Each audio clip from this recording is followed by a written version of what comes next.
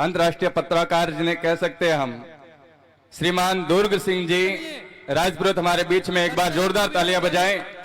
और विशेष आप सभी से निवेदन करूंगा, ये जो समाज बंधु आप सभी के बीच में बात रख रहे हैं, ये सभी हमारे समाज के सितारे हैं, हमारे समाज की बात को सरकार में रखने वाले हैं, संसद से लेकर सड़क से लेकर संसद तक अपने समाज की बात रखने वाले हैं। निवेदन कर रहा हूं परम पूज्य गुरुदेव के सानिध्य में जो ये बोल रहे हैं, इस बात को आप सभी शांतिपूर्वक सुने और शांतिपूर्वक तरीके से विराजे। आदरणीय दुर्ग सिंह जी राजपुरोहित।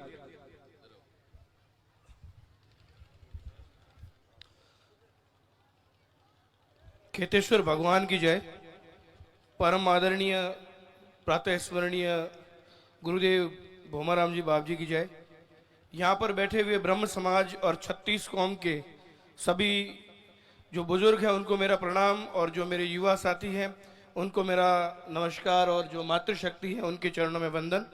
पर चाहे किसी भी समाज के संत रहे हो, लेकिन जब मैंने बाप जी को सुना तो मेरे में एक स्वार्थ ही आ गया कि मेरे राजपुरोहित समाज में ऐसे क्रांतिकारी संत पैदा हुए हैं जो खरी खरी कहना जानते हैं, और अगर खरी खरी कहने से कोई नाराज होता है तो भगवान पे खेताराम जी के ऊपर छोड़ के आगे और खरी खरी कहते हैं। तो ऐसे महान संत बहुत विरले होते हैं। आप जहां पर भी देखेंगे संत अब व्यापारी के रूप में ज्यादा नजर आने लगे हैं। समाज को सही दिशा देने का कोई काम करे ऐसा कोई दूर तक दिखता नहीं है। तब एक अंधेरे के अंदर रोशनी की चमक भोमाराम जी बा के रूप में नजर आती है। और मैं जब इनसे पहली बार मुलाकात हुई तो वो भी जालोर में हुई, इस घटनाक्रम के बाद हुई। मैं बाप जी के पास गया, बाप जी से मैंने बातचीत की, मैंने उनको अपना परिचय दिया कि मैं आपसे बहुत प्रभावित हूँ, मैं बहुत कम लोगों से प्रभावित हुआ हूँ, आपका मेरे ऊपर आशीर्वाद रहा कि मैं आपसे प्रभावित हो सका, और मैं लगातार बाप जी के पास जहां पर भी बाप जी का आदेश होता है मैं आने का प्रयास करता हूं। और कल भी मैं जब सिरोही था, मैं अपने ऑफिशियल काम के लिए आया हुआ था, तिलोक जी ने मुझे आदेश दिया कि बाप जी यहाँ पधारेंगे और आपको आना है। मैं भागता हुआ चला आया और बाप जी जहाँ कहेंगे वहां आऊंगा, और देश के किसी भी कोने में आप होंगे मुझे याद करेंगे, मैं हाजिर होऊंगा। मैं ज्यादा समय नहीं लूंगा। सारे जो लोग हैं वो बहुत बुद्धिमान है, बहुत विवेकशील लोग हैं। यहाँ पर जब इनके समर्थन में हमारी तरह आ रहे हैं तो बहुत सोच समझ के आ रहे होंगे। जब मैंने अपना फोटो फेसबुक पे अपलोड किया मेरे प्रोफाइल से फेसबुक से, तब उसके नीचे कई कमेंट आए। हालांकि मैं कमेंट का जवाब बहुत बढ़िया तरीके से देता हूँ, बाप जी के आदर्शों के ऊपर चलता हूँ, इसलिए मैं क्या कहीं पे दबता नहीं हूँ। और बाप जी का आशीर्वाद रहा तो आगे ज्ञान है, बाप जी ज्ञान दे रहे हैं और बाप जी युवा शक्ति को बचा रहे हैं। बुजुर्गों ने सबने जो अपनी जीवन जिस तरीके से जीना था जी लिया, और भगवान उनको लंबी उम्र दे। लेकिन आने वाली जो युवा पीढ़ी है ये हम सब के लिए कई बार चिंता का विषय बन जाती है, क्योंकि हम अपने आसपास उनको नशे की गर्त में जाते हुए देखते हैं, और 1, 2, 3, 4 साल बाद उनको पूरी तरीके से परिवार से एक अलग थलग होते देखना चाहते हैं। बाप जी उस युवा शक्ति को इकट्ठा कर इस तरीके से आपने इस पूरे एक तरीके से समर को पार किया है। एक युद्ध के अंदर से आप जिस तरीके से झंझावत से निकले हैं, हम उससे प्रेरित होके आपको ये हमेशा भरोसा दिलाते हैं कि कहीं पर भी किसी भी तरीके से हम कभी अगर दुखी हुए, विरोध हुए, हम आपके कदमों पर चलते हुए उनसे संघर्ष करेंगे और अपनी ताकत को वापस संजोएंगे। हम कभी हारेंगे नहीं।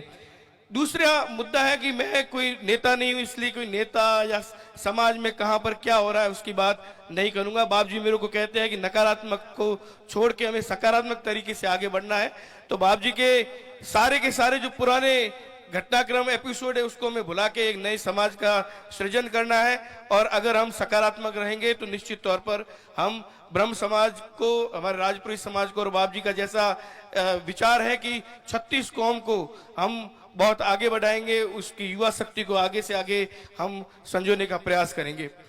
बाप जी सिर्फ जालोर, सिरोही, बाड़मेर या कहीं और नहीं, हम तो ये चाहते हैं कि आप जहां पर भी जो भी 36 कौम के लोग आपको याद करें, आपको कहे कि आप हमें दिशा निर्देश देने के लिए पधारे, बाप जी आप वहां पर जाए। आप सिर्फ राजपुरोहित समाज की नहीं, 36 कौम की उम्मीद का सितारा है, और 36 कौम ये चाहती है कि आपके जो शब्द हैं उनसे युवा पीढ़ी उनकी प्रेरणा ले।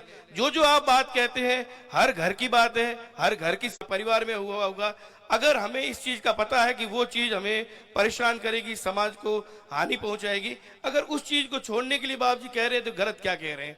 सही बात का समर्थन पहले कोई नहीं करता, उसके बाद जब उनको समझ में आता है तो कई लोग तो ये सोचते हैं कि काश हम उस वक्त समझ गए होते तो हमें इसका फायदा होता। अब आप सोचिए कि मैं अभी बाड़मेर के अंदर थार महोत्सव का आयोजन था, जयपुर से कई लोग आए थे, मैं उनके साथ कहीं पर बैठा था, उन्होंने भी इस बात का जिक्र किया कि बाड़मेर के एक संत बहुत चर्चित है भोम जी, हम उनके पास आकर उनसे मिलना चाहते हैं और आप हमारे उनके साथ इंटरव्यू की कोई व्यवस्था कराइए। तो मैंने बाप जी उनको ये तो कहा कि मैं कोशिश करूंगा, लेकिन उनको हाँ नहीं भरा क्योंकि मुझे आपका निर्देश नहीं था, वरना मैं उनको लेकर आपके पास आ रहा था। लोग आपसे सुनना चाहते हैं, लोग आपसे बात करना चाहते हैं, अपनी जिज्ञासा को शांत करना चाहते हैं। वो चाहते हैं कि आप समाज के लिए क्या एक ब्लूप्रिंट तैयार करके बैठे हैं उसके बारे में वो लोग समझ पाए। मैं इतना कहूंगा कि धीरे धीरे ये काफिला बढ़ता जा रहा है।